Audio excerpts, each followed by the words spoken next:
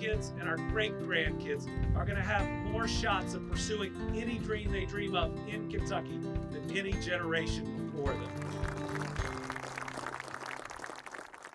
To these families today, it's really good to be here, and it's good to see your families doing well. I hope you feel like today is the beginning of a new story, a good and happy story. You are not alone. We will always be here with you. Scripture tells us, I alone know the plans I have for you, plans to bring you prosperity and not disaster, plans to bring about the future you hope for. Welcome home.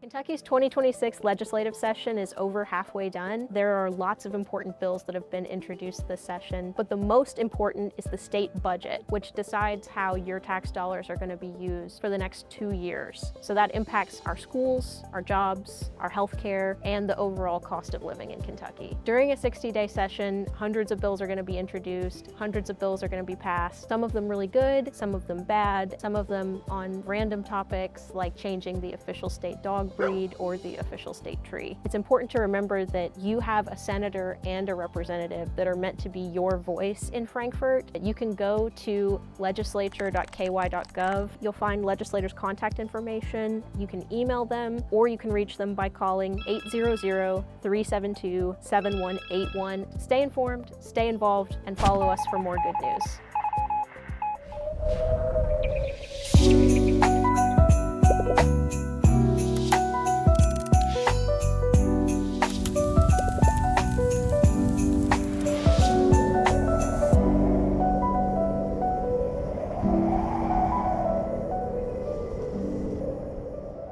Hi, it's Rachel. Stay tuned. The Team Kentucky update will start soon. I just heard that in 24 states and Puerto Rico, there are Humana groups going out and helping their communities, but nobody does it like Louisville. Nobody does it like Kentucky. Thank you for being a shining example for this country and this world. Thank you all very much. Have a great day.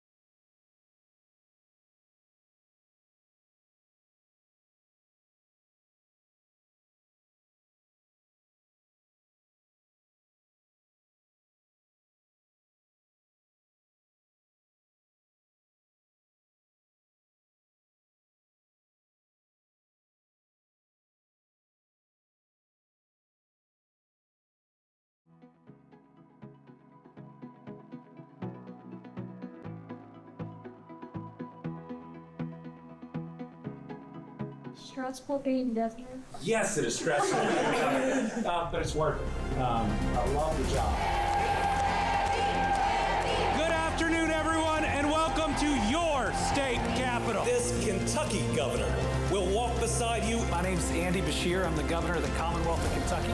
This is my first time at Davos. For the last 10 days, we have announced $6.3 billion worth of investment. A family that's been through trauma sees the triumph of a new, safe home. Everyone we've run across here today is happy. Well, I love Kentucky with every part of my being. We welcome the world to Kentucky. And I think I brought my veto pen.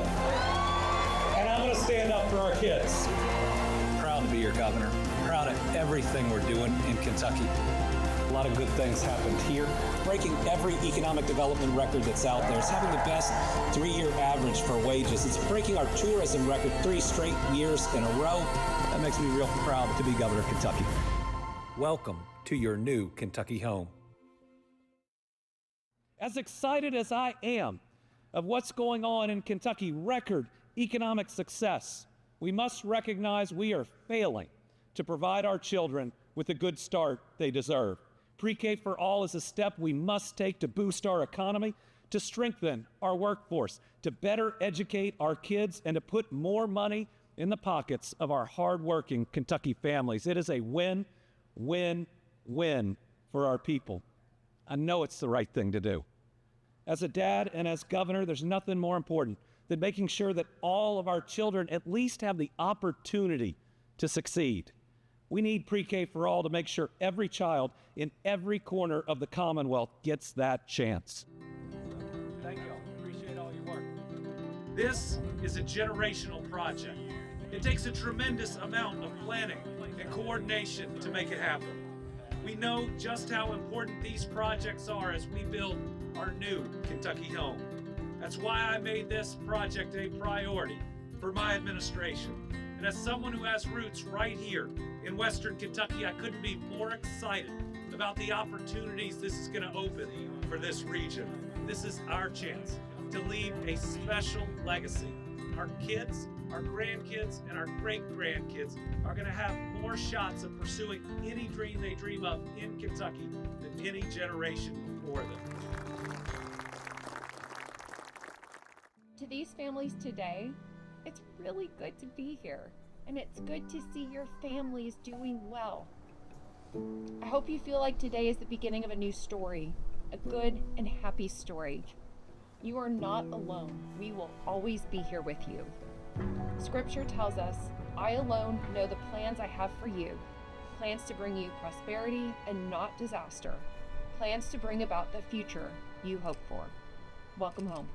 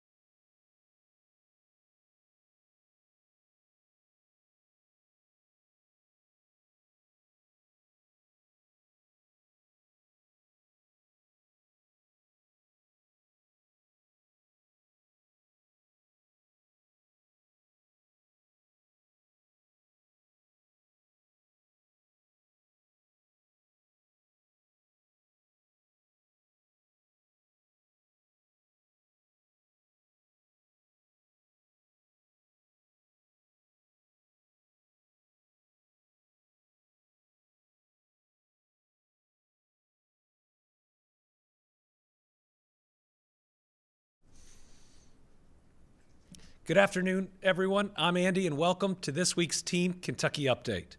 This week, we're going to start with an update on our push for pre-K for all 4-year-olds in the Commonwealth. Since taking office, I've been committed to doing what's best for Kentuckians and for our future. And that's why this administration will always put education first. Because education helps our children, our workforce, our businesses, and our families. It helps break generational cycles of poverty so that people can live a better life. Every Kentuckian and every Kentucky child deserves access to a good education.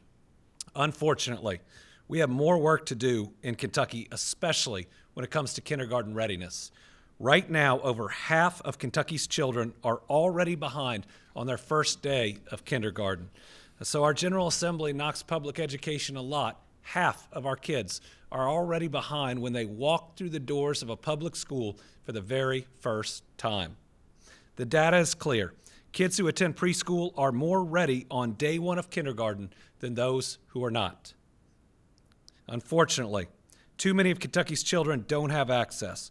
Costs are too high for our families, and many areas don't have preschool options in their community. That's why I launched Pre-K for All to expand preschool access to all 4-year-olds. We have seen a lot of great support in Kentucky. It includes the endorsement of 93 school superintendents. That is the top job responsible for the outcomes we provide in public education. It includes 63 county judges and 35 mayors and 47 local and regional chambers of commerce that say this is one of the #1 needs for businesses. And today, I'm happy to announce that Kentucky's businesses themselves are also going to bat for Kentucky's families and our kids. Over 174 businesses have now signed a letter to the General Assembly urging them to fund Pre-K for All. Major employers like GE Appliances, Uber, Humana, St. Elizabeth's, Ascend Elements, Epic, Metalsa, MMY, Sunrise, and Sumitomo have all said that the General Assembly should put a bill on the floor and have a vote to expand preschool access in Kentucky. Their letter said, quote, "We know firsthand how critical child care is to increasing workforce participation. We also know pre-K will help children succeed, save families money, boost our local economies, and be a major investment in Kentucky's long-term competitiveness," end quote. You know what? They're right. Studies show that expanding preschool access can grow Kentucky's workforce by up to 70,000 individuals. It can help parents make $9,000 more per year at a time when things already cost too much, and it can help them save $7,000 per year. At a time when things feel too expensive for our families, expanding pre-K would be a big help. Our plan is intentional. It offers a phased approach that will provide schools with a full year for implementation and planning. In fact, it gives individual school districts a multi-year runway to decide when expanding preschool works best for them. It's doable, and I'm happy to share that many of our school districts agree.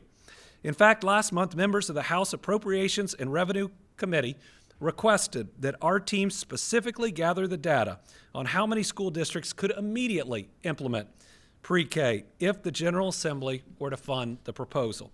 Our team got to work and compiled data from over 100 school districts. I'm happy to share that 74 of Kentucky's school districts can expand preschool access in the next 2 years if the General Assembly simply has a vote and votes pre-K for all forward. Even more, 48 school districts indicated they could implement this expansion as soon as this fall, the next school year, if the state invested in funding. That would provide access to thousands and thousands of Kentucky children that are not getting it. Dozens of these districts have identified classroom space and teaching staff. Some are already making preparations.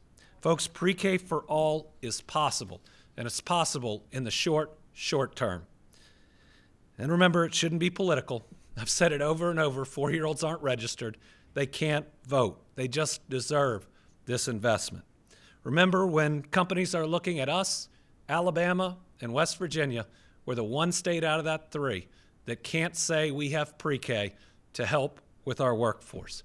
West Virginia did it 20 years ago. This wasn't a Democrat versus Republican issue in Alabama. And in fact, most all of the current leadership in the House and the Senate were in the House and the Senate in 2016 and voted in favor of a pre-K expansion they now claim they can't support.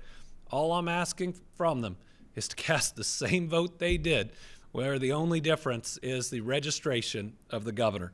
That should not be punishment for kids that need this help right now, and a state that would be much better off for it. The facts are clear. Kentuckians and businesses want pre-K for all, and we now know that school districts are ready to get to work. So it's time for the General Assembly to do the right thing. Fund pre-K for all for our kids, our families, and our future. All right, just a few comments today on the Senate version of the budget that we saw drop yesterday. We are still working through the 100-plus pages, but I'd start by saying the Senate version is certainly better than the House version in most respects. It's better for the Kentucky State Police, which would take a major hit under the House version, and then public safety would have taken a hit. It's better for DCBS, though there are still challenges that I'll walk through. The two most significant impacts, though, of the Senate budget, where it still needs major changes to not cause major problems, are first in Medicaid. The Senate budget will be $2.7 billion short on what's needed for Medicaid over the next 2 years. Listen, we've got to sit down, we have to do the budgeting, and it's really clear that what they've put in there is simply not enough. And that is going to be borne by our healthcare system that has already been hit so hard by the big, ugly bill. Think about it. The big, ugly bill, which cut $1 trillion+ federally, meaning we're taking billions of cuts, before this budget, assuming we would have had a budget that fully funds Medicaid, we were already looking at 35 rural hospitals potentially closing, 20,000 healthcare workers possibly losing their job, and 200,000 Kentuckians kicked off their coverage. Okay, now add an extra $2.7 billion that's removed from that system as well. Remember, these rural hospitals, these clinics have some of the largest payrolls in their communities. You remove those dollars from those communities, you lay off those healthcare workers. It's not just the rural hospital that closes. It's the restaurant, it's the bank, it's the coffee shop, it's the insurance agency. I would hope that especially rural legislators see the challenges that are coming our way in terms of rural health care and respond. Listen, we can fund it. We have found ways to get through the next 2 years, and we need to step up and do more. Just to give you an idea, if the current Senate budget, and that number is the same as the House, goes through, we see across-the-board pay cuts to hospitals, physicians, and clinics.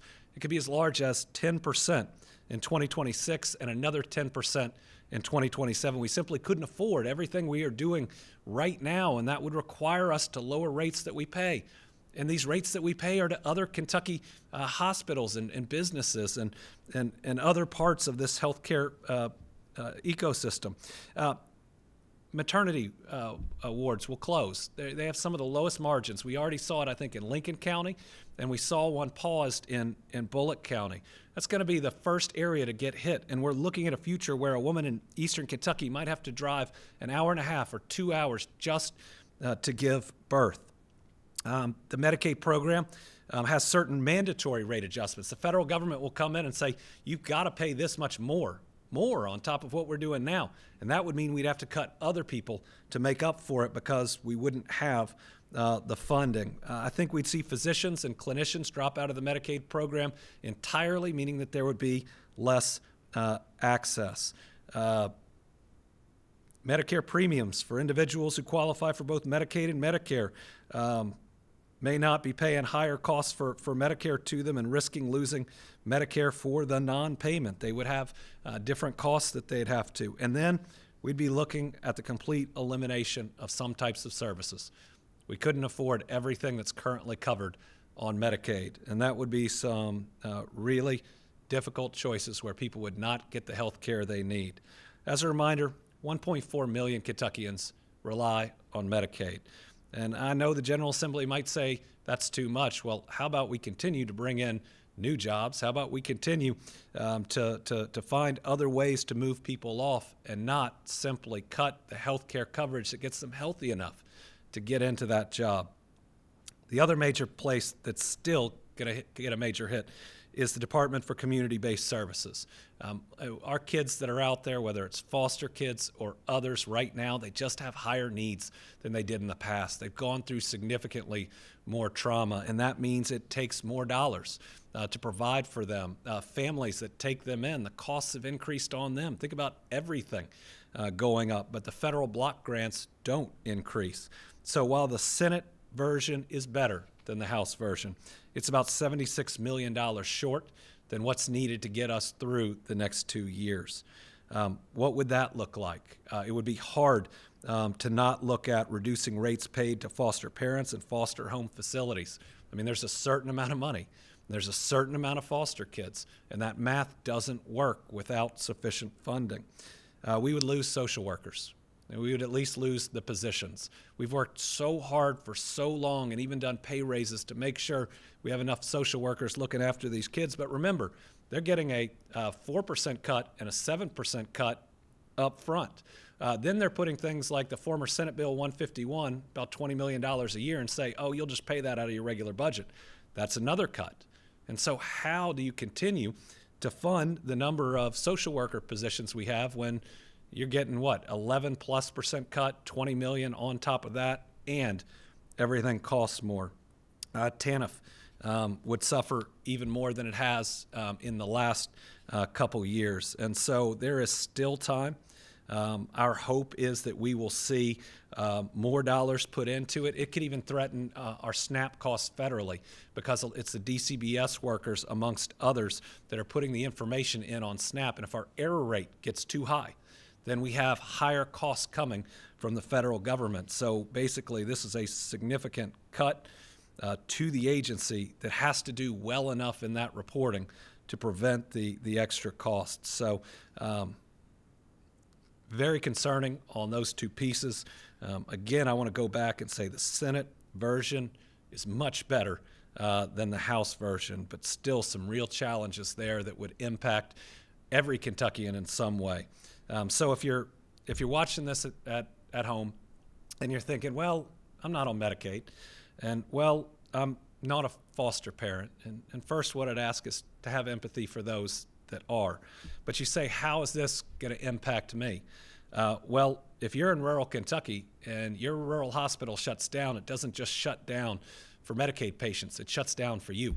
And so you are now suddenly driving all that distance. If your town loses that major payroll and you have a small business, there are less people that are going to shop in your store or to use your services. As an example, if this cut prevents us from having the staffing to keep the SNAP error rate low, more of your tax dollars will flow back to the federal government instead of being used for programs that you support. I mean, this is going to hit Kentucky really, really hard. The federal government is already doing a number to us. We don't need our state General Assembly making it worse. All right. From that potential disaster to talking about our last set of weather that's moved through. So Sunday night into Monday morning, severe weather moved across the Commonwealth. Winds were forecast up to 75 miles per hour, and there were multiple warnings across the state. After conducting a survey of areas impacted, the National Weather Service has confirmed an EF1 tornado touchdown in Kentucky. The tornado was measured at 110 miles an hour, and it traveled more than 43 miles on the ground from Grayson, Hardin, and in Meade counties. This tornado and the storms caused damage across these counties and several others. We saw an extensive amount of trees down, structural damage to barns and roofs, and power outages that reached 38,600 at the highest point. But thankfully, we had no reported injuries. And so I want to thank Kentuckians. I also want to thank our news agencies. I want to thank our meteorologists for making sure that people are weather aware. The most important thing we can do in all these is to make sure that people have the heads up and to make sure that they take preparations, and that is an all-in team activity. We've been through this too many times. And again, we know getting the word out and having a plan and keeping those weather alerts on can and does make a difference. I also want to thank our first responders, utility crews, and others who've worked hard to respond. That includes our National Weather Service team. These folks work around the clock to keep us updated on what's coming so Kentuckians can stay safe. Which brings me to an announcement I am happy to share. I've been worried before about news coming out about the National Weather Service, opposing the type of cuts we saw during DOGE. Well, this news is the opposite. It's really good for the Commonwealth of Kentucky.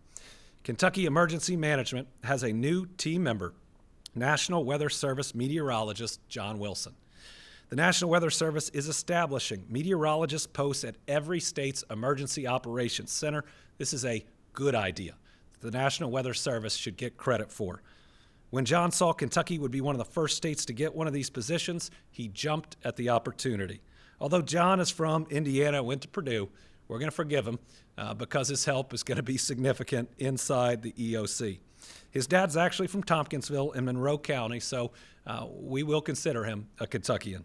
John comes to Team Kentucky after working over 5 years for the National Weather Service in Salt Lake City, Utah.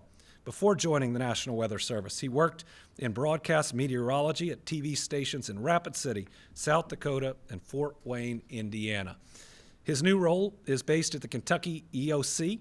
It includes working alongside the team to conduct special briefings for state agencies and provide support on blue sky days, major weather events, and everything in between.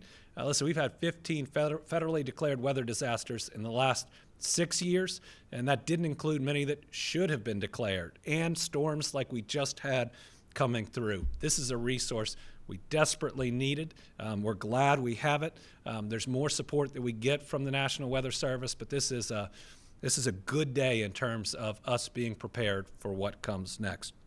I'm glad to be welcoming John to the team. Unfortunately, I think he's going to be really busy, but we've been through enough of these to where we're getting pretty good at the response. And again, Kentuckians are staying weather aware. We need to keep that up. We cannot get numb because we get hit so much. We've got to be ready every single time. All right, over the past 6 years, we've announced a lot of initiatives at helping our Kentucky families live better lives. I made many of those announcements behind this podium.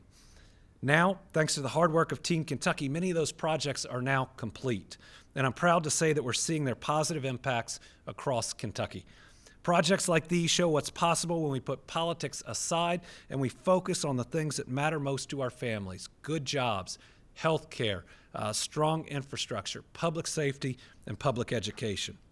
Going forward, we're going to be sharing some of this progress, things we may have announced a couple years ago but have come to fruition and are now helping our families. So in today's version, I want to go back to February of 2022. I announced Team Kentucky was providing $1 million to help build a new post-clinic building in Mount Sterling. And thankfully, its doors are now open. The clinic provides free dental and primary medical care to Kentuckians across 23 counties. It's lending a helping hand to our neighbors who are unemployed, uninsured, or underinsured. The clinic's role will become even more essential with the damage from the president's big, ugly bill. This dangerous bill is going to hit Kentucky hard, but having a center like this will hopefully be at least one place that people can get some of the services that we are going to see eliminated. Facilities like the Post in Mount Sterling are how we push back against this dangerous federal action.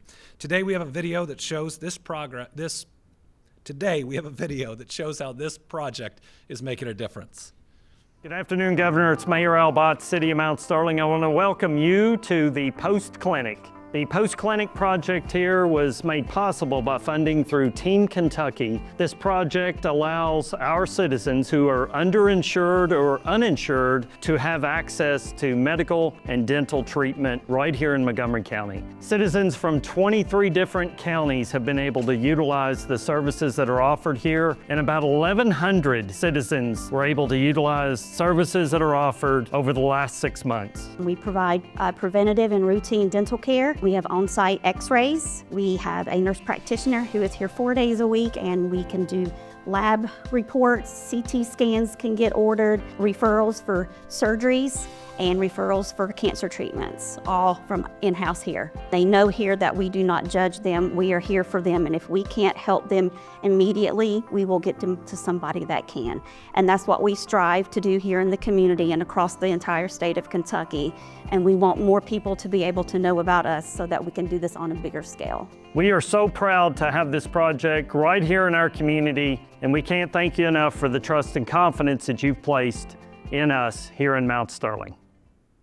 I want to thank Mayor Botts and Tanya for showing us around. I think it's more important than ever right now, with a lot of people potentially losing faith based on actions from our federal government, to show that government done right can get results.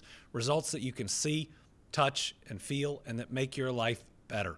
If this means somebody can see a dentist that otherwise couldn't, somebody that can get a preventative screening that otherwise wouldn't, that's somebody's family member that is better off because of this work. But this work is not done in a vacuum. Yes, we provided funding, but then the city and the organization went to work. It's that type of teamwork, not Democrat, not Republican, not even bipartisan, but nonpartisan, putting our people first, that helps us get these types of results.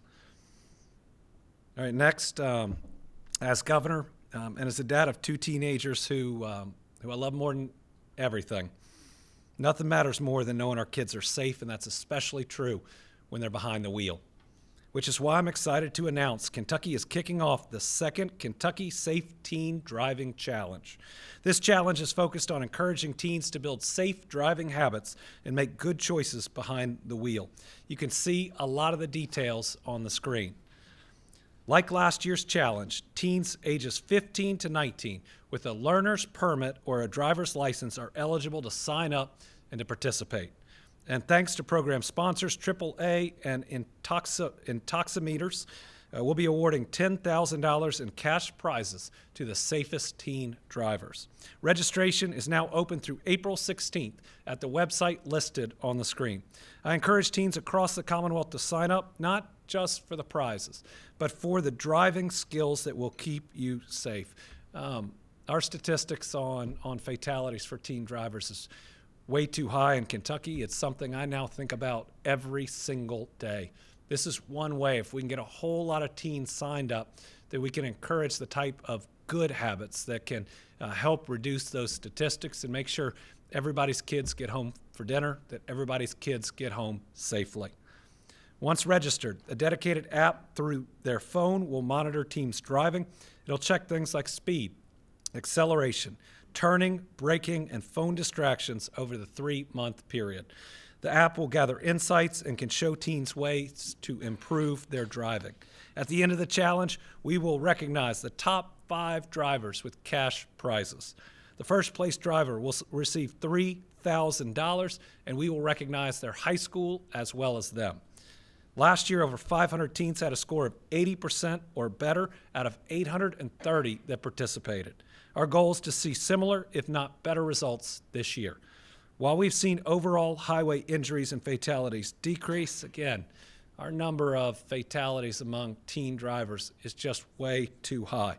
So as a dad of a 15 and a 16-year-old that share the road with a lot of people, let's encourage as many people as possible to sign up for this. Let's all take the responsibility to help improve teen driving out there. It's really important. It's the right thing to do, and it's something that we can do as Team Kentucky. Next, as governor, I believe that every child deserves the support and resources needed to succeed. That's why in 2020, we launched the Earn and Learn program for foster youth to explore career opportunities. Through this program, current and former foster children can earn weekly wages while earning their GED and completing a career and technical education program through KCTCS.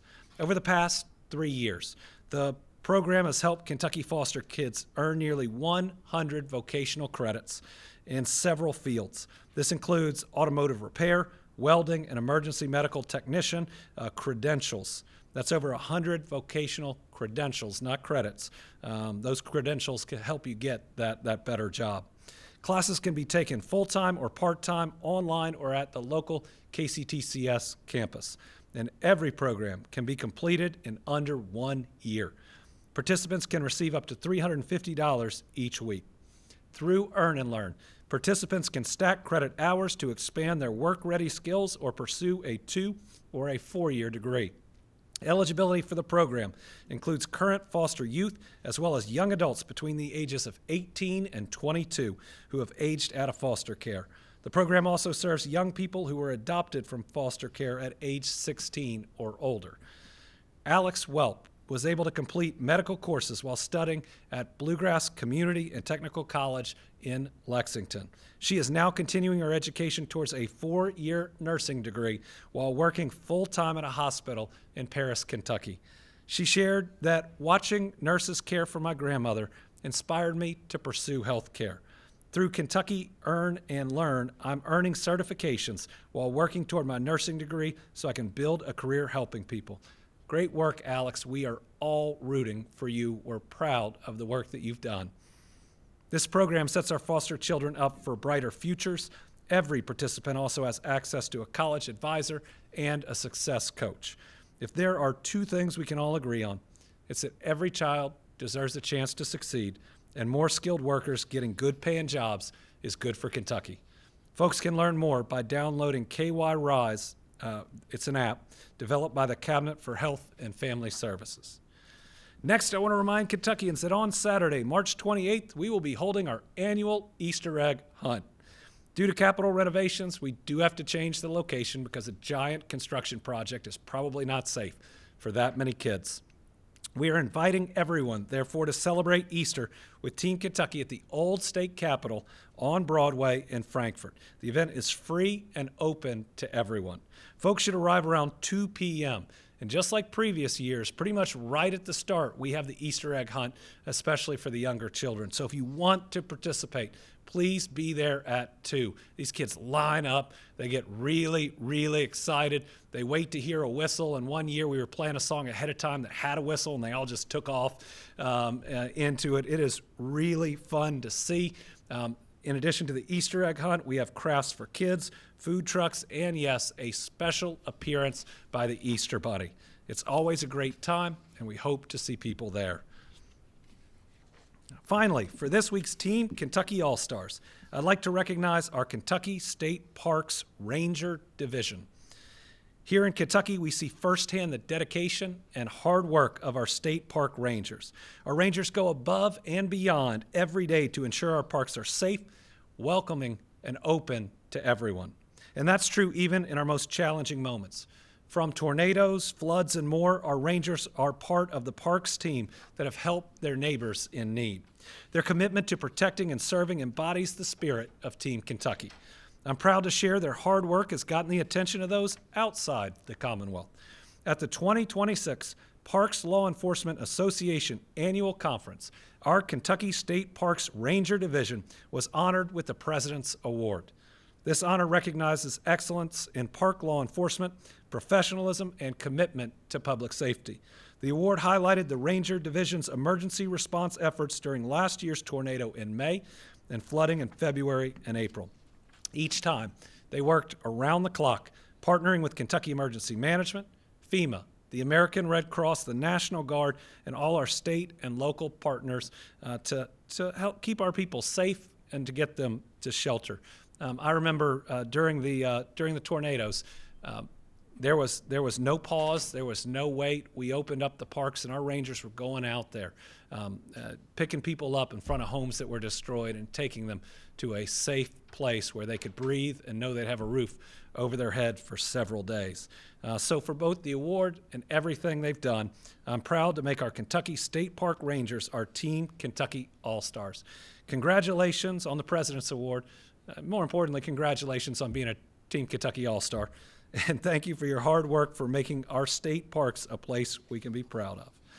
All right, with that, in almost record time, we'll open it up to our journalists, 4 in-house, 5 on the line. So I hope everybody packed a snack. We'll start with Bodie. Thank you, Governor. Good afternoon. You talked about the budget.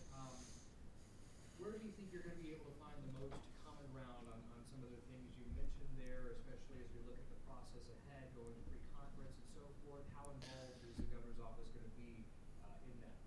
Well, I will say that each of the last 3-4 budgets, the Senate leadership's been generous in their time, and that's both meeting directly as a group. It's meeting with my budget director, John Hicks, and others. So there's been a lot of communication. And their budget was a significant improvement. What we've got to make sure now is that both leadership in the House and the Senate and the public know the significant and dire consequences of not sufficiently funding both Medicaid and DCBS. It's an impact on our kids. It's an impact on rural health care and urban health care. It's an impact on our rural economies. And I don't want providers that are out there to be surprised, right? If we just don't have the money and thus we have to reduce reimbursements, I mean, we don't have a choice, right? We have to provide services with the amount of money we have. And so if they want to start calling their legislators, now would be the time. It's just about every vulnerable population that we provide services to either get services through Medicaid or DCBS.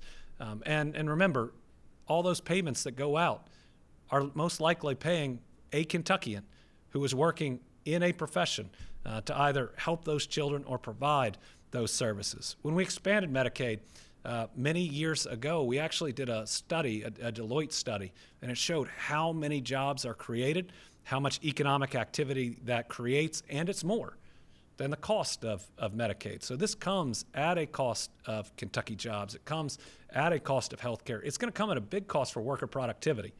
Because right now with our rural hospitals and clinics, you can see most doctors you need in an hour off or maybe 2 hours off on a given day. Not if you have to drive from Western Kentucky or Eastern Kentucky to Lexington or Louisville. That's a whole day. Then if you have to take your kids to a specialist, that's a whole day. Then if you're taking care of your parents and you got to take them to a specialist, that's a whole day.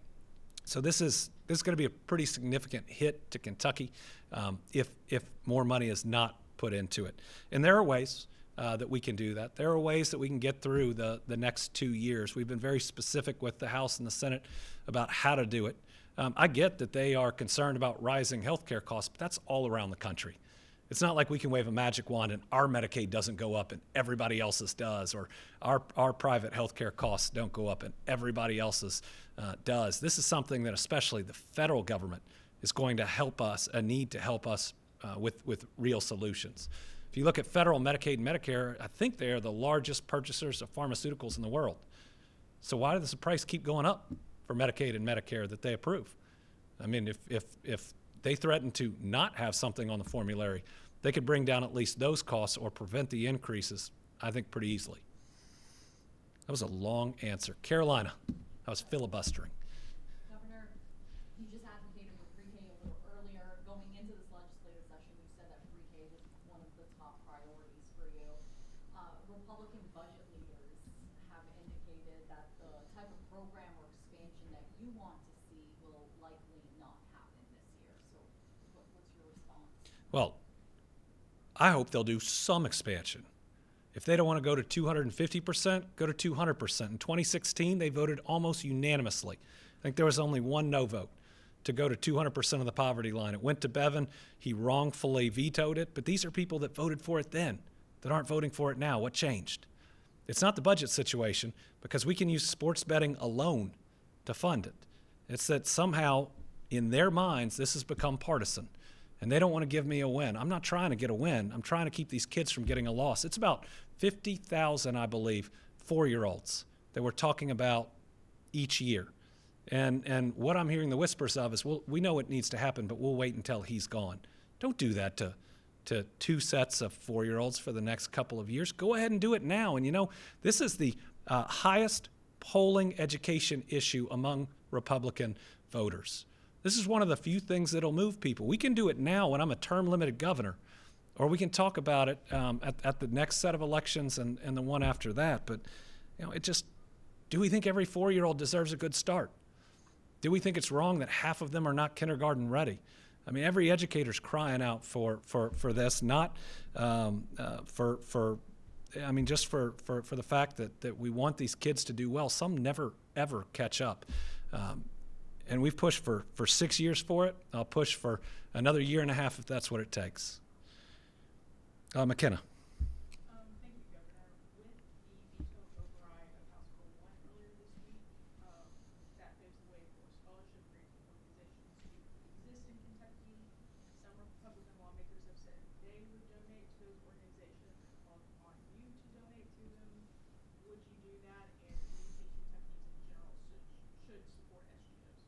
Well, we'll see what happens with that bill from here. I think there was a little bit of misinformation on the floor in the arguments. The Constitution doesn't say no state funds for non-public schools. It says no public funds. The Supreme Court decision from February this year doesn't say state funds, it says public funds. And both say if you want to use public funds for non-public schools, you got to put it to a vote of the people. So we'll see if there's going to be a challenge.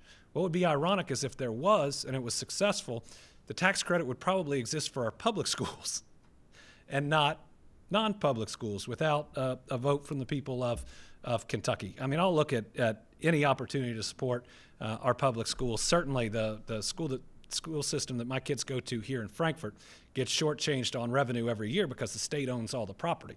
And they don't get the same amount of property tax that others get.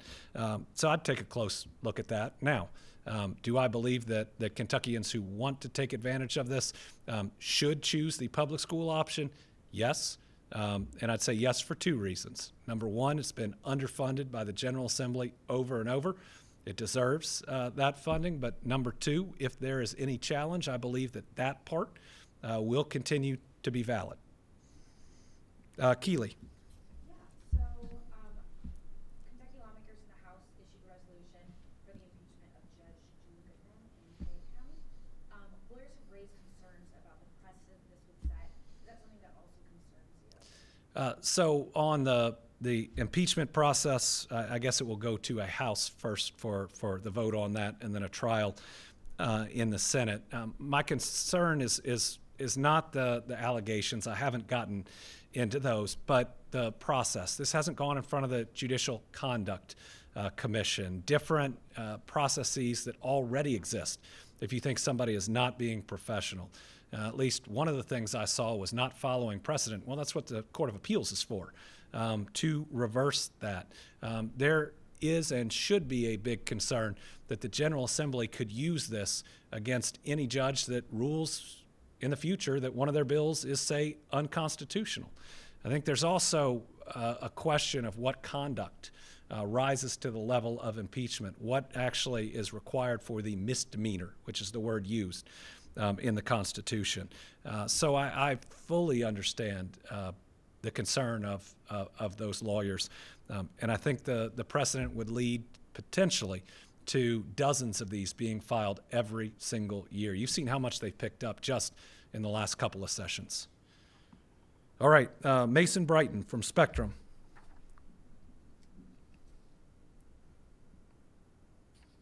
Hi, good afternoon, Governor. The Senate proposed budget includes money for a high acuity DJJ center and a female-only DJJ center. Can you offer your reaction to funding for that project? Yes. So when I said that the Senate budget is better, there are a number of pieces in there that are better, but these are important. It would fund one new DJJ facility. We need new female-only DJJ facilities. It wants it in central Kentucky, which is fine. That's pretty centrally located so that law enforcement have very short drives, or our transportation group has very short drives. That lets us maximize the rest of the system in ways that we have already done so to make it safer. It also lets us design a facility now that's not 60, 80 years old, from the ground up with the needs that we see from the kids that are in DJJ right now. Also a big step that should be commended on the high acuity facility. These things are really expensive, but they're necessary. Just the level of trauma that some of Kentucky's kids have gone through and the lack of anybody that will take them. We've have about 5 contractors with a limited amount of beds, but sometimes there are kids that they won't take. The high acuity facility will lead to fewer irregular, non-something placements, non-traditional placements. It won't fully eliminate them because remember, most of these are a day or shorter. They come in a moment of crisis. We're trying not to put a kid in a situation that could be worse if they'd been violent, where they could be violent to others, where we haven't been able to go through all their needs, do the evaluation, and get them in the right place. But this would be a big step in the right direction. We don't see trauma going down for kids in our world right now. We only see it going up. So I want to say I'm fully in support of both of those. Those are both good ads. Those were both big ads, and I hope they'll fight for them in the conference committee. Taylor 6. Hi, Governor. Just following up on a previous question about the impeachment proceedings, are you concerned that this is based on political disagreements between lawmakers and a judge whose rulings they don't like, or that there is any kind of political animus involved? I'm not sure that the one involving Julie Goodman has anything to do with the ruling on a bill from the legislature. If so, I'm not aware of it. But the creation of a precedent where you would impeach a judge from disagreements with rulings when it hasn't gone through the Judicial Conduct Commission, when you haven't had other judges and groups weigh in on it, I think can create a chilling effect, and that you can see more of these being filed by parties that didn't get a ruling they wanted, or others.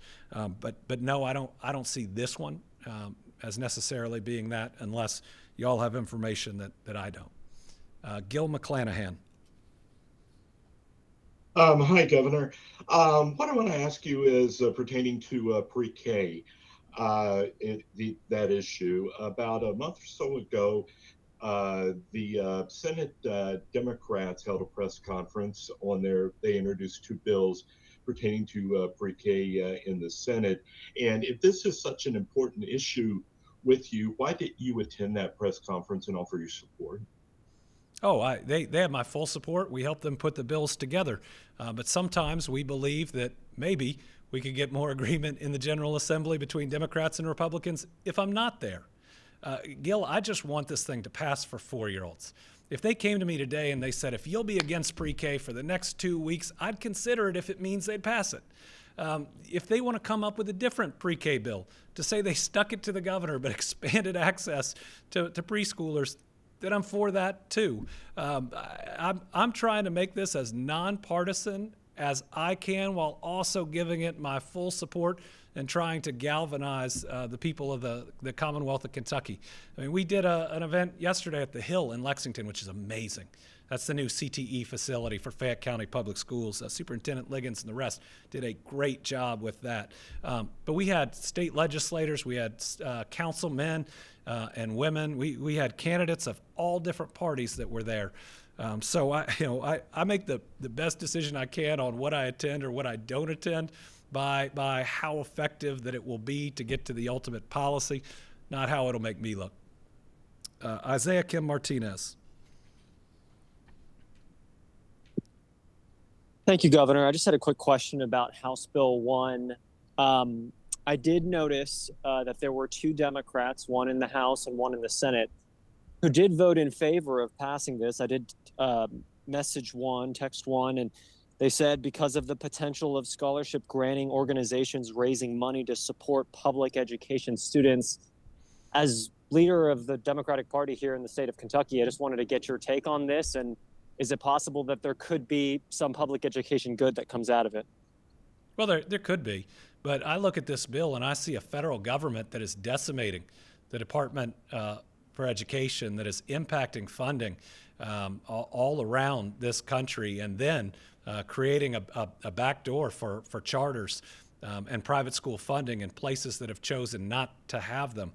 But it can be as simple for many of us as if you put your hand on a Bible and you swear to uphold the Constitution of Kentucky, and the Constitution of Kentucky says no public dollars to non-public schools without a vote from the people, that I carry out that duty and I veto a bill that doesn't have a vote from the people. Finally, Sophia, is it Tavanello? Yes, it is. Good. Hi, Governor. I just have a question regarding the 2024 Kinship Care Bill. The Republican Senate budget includes $5 million each year for that bill.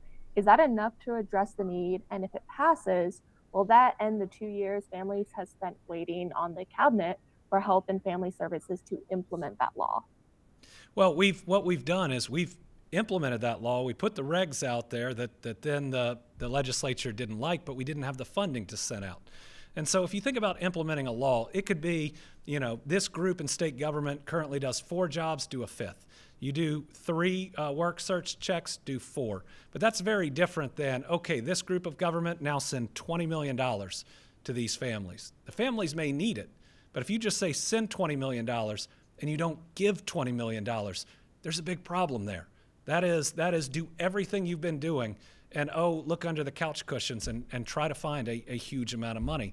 And courts have repeatedly said that when the General Assembly doesn't fund something they pass, they mean to create the program, and it can be there until they provide funding into it. That's happened in the past, it's in the present. There are still a number of programs on the books that the General Assembly does not fund, and thus they do not happen, but they still exist in statute. So I believe that section of the budget provides $5 million, but then it also talks about trying to get more TANF and certain other funding that the federal government's told us we can't do. And I even believe there was some testimony on that's where we should have gone. Like, we have a ruling on that says you absolutely can't do it. So if they provide us $5 million, we'll provide $5 million to those families. That would be our plan. And all along, I've been for what was that, Senate Bill 151. I've been for helping foster care families. I signed the bill into law, but I can't create money out of magic. The General Assembly always says that they control the purse. They did. They passed this after the budget. They passed this without providing funding, had 3 different letters where they could provide funding, and chose not to, each and every time. So, however many dollars that they put in, will ultimately steer it there. Now, in both budget versions, they've taken unfunded mandates and just said within the amount we've provided to the cabinet, there's enough to do this. Remember, these are amounts that are already cut, 4% and 7% already. And so every one of those would be an additional cut. And so would that be 25 more social workers? It might be. Would that impact, say, correction officers or others? It might. And so every time you put an unfunded mandate in there, either we can't do it or it's going to prevent us from doing other services. It's one set amount of money. And so especially if you create a new statute that requires payouts or says you'll absorb this significant additional thing without new funding, it means we'll be able to do less overall. On that bright note, that is our last question. There is still a couple of weeks in this process. It's my hope that people will just see the serious and significant impacts it'll have in Kentucky. And again, this isn't a Democrat or Republican thing. If you live in rural Kentucky, you're probably more likely to be a Republican than a Democrat, that we're all everywhere. It's going to impact us all equally. If we lose health care access in one place in Kentucky, it affects everyone who lives there, whether they vote or don't. It affects the oldest to the youngest.